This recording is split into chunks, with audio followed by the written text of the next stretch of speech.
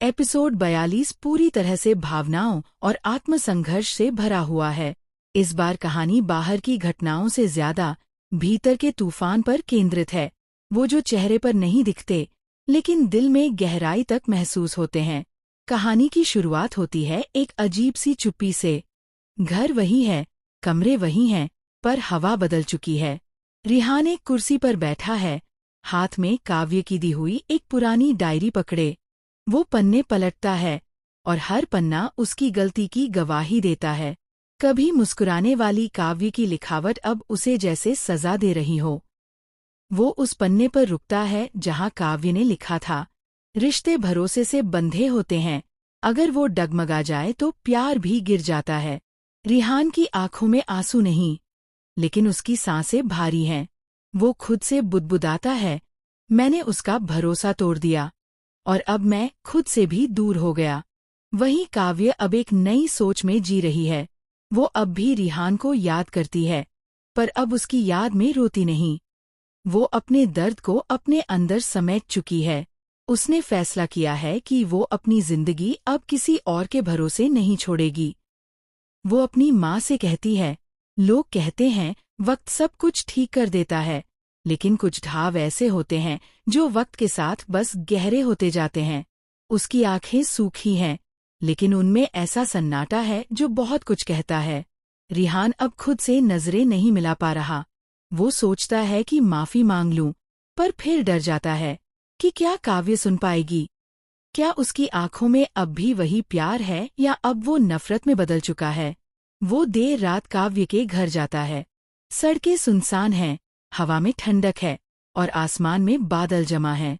दरवाजा बंद है, लेकिन खिड़की पर हल्की रोशनी है। रिहान उस रोशनी को देखता है, जैसे वहीं उसकी पूरी दुनिया सिमट गई हो। वो कुछ नहीं कहता, बस वहीं खड़ा रहता है। उसके कदमों के नीचे की जमीन जैसे उसके साथ रो रही हो। अंदर काव्य खिड़की के पास बैठी है। उसकी नजर नीचे जाती है। वो रिहान को देखती है, लेकिन उसके अंदर कुछ टूट जाता है। वो चाहती है कि नीचे जाकर सब कह दे, हाँ, मैं अब भी तुम्हें चाहती हूँ। लेकिन उसके होंठ कुछ नहीं कहते। बस उसकी उंगलियां खिड़की के शीशे पर टिक जाती हैं, जहां बारिश की कुछ बूंदें गिरती हैं। वो फुसफुसाती है, अब कुछ कहने का मतलब नहीं रह गया। बाहर बारिश शुरू हो जाती है। रिहान धीरे से बोलता है, काश प्यार की गलती को भी कोई माफ कर पाता। वो मुड़ता है और चला जाता है। उसके पीछे बस बारिश और काव्य की खामोश निगाहें रह जाती हैं। सांची इस पूरे एपिसोड में एक साक्षी की तरह दिखती है, जो सब समझ रही है पर कुछ कर नहीं पा रही।